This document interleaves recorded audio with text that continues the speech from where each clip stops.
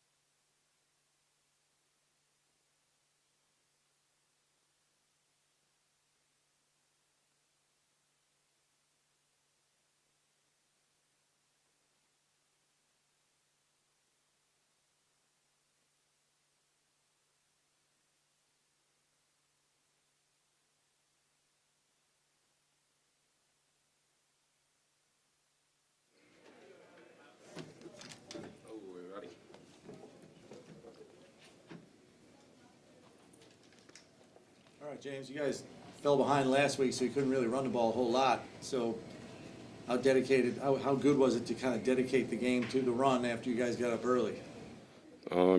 Just setting our identity, we can run the football and, get tough yards, and that's what we did, ran the ball and did it efficient. On your long touchdown run, it looked like you pulled out of an ankle tackle. When did you see daylight, like you could get to the goal line? Oh, when I cut back, like when I made the jump and cut back to the right, I knew it was, just beat the first man, and that's what I did. How impressive was it for the defense to do what it did after the struggles it had against Baltimore? It's a tough league, just the way that they came back and faced adversity and came back and played a good game today. It shows that the grit that they have in that room. Thank you, guys. Appreciate it.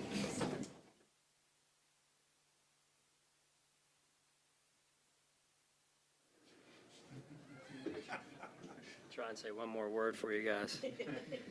You know what you get, right? You guys a ball player, man. All right.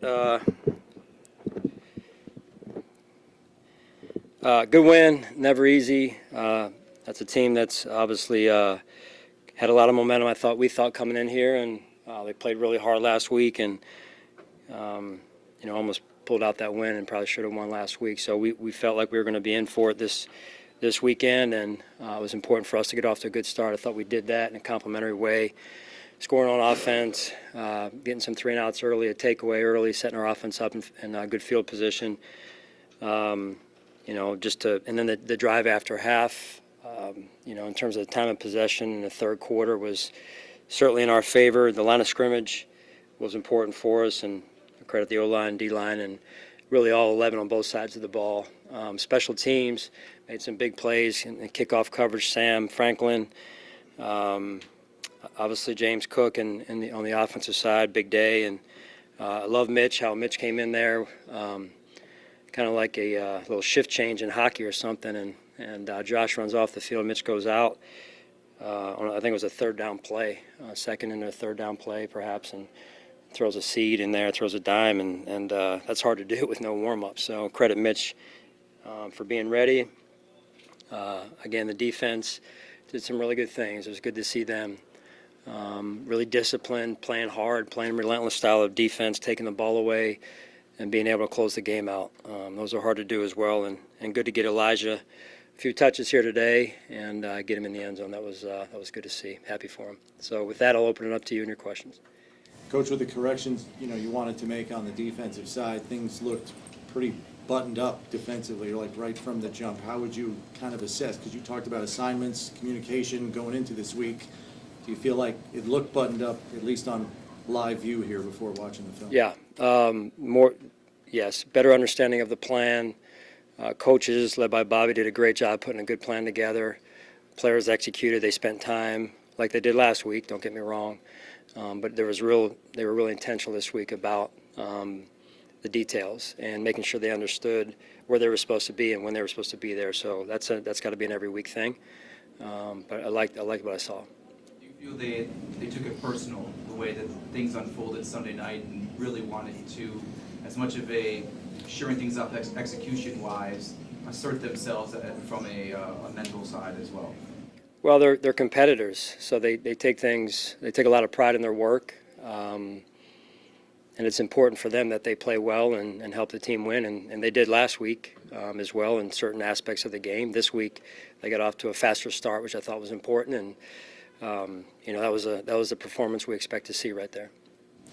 Mitchell's pass. Describe the sideline reaction to Mitchell's pass in the game where you guys had, a 2-possession lead or more almost the entire game. Would you even call that a turning point? When Mitch came in? Yeah. Well, I never want to see Josh go out, but again, to have Mitch, a veteran quarterback, come in, didn't blink, and the huddle didn't blink, their belief in him is extremely high. He came in and delivered. He executed, right, the way he's supposed to, and that takes him being ready to go, being prepared through the week. all these players they're one snap away. We had some guys help us out on defense today that stepped up and knew their role, embraced the role, and got themselves ready to go. So the preparation piece, I guess, is what I'm saying is the key, right? And so anyway, just very grateful. Glory to God for another win. Coach, you mentioned that the line of scrimmage was important in this one, and Joe leaned heavy into 12 and 13 personnel, maybe even more so once you got up on the scoreboard to kind of grind it out and shorten the game. But how effective did you feel that 12 and 13 personnel was for you guys today in the ability to get consistent yards on the ground? Yeah, big.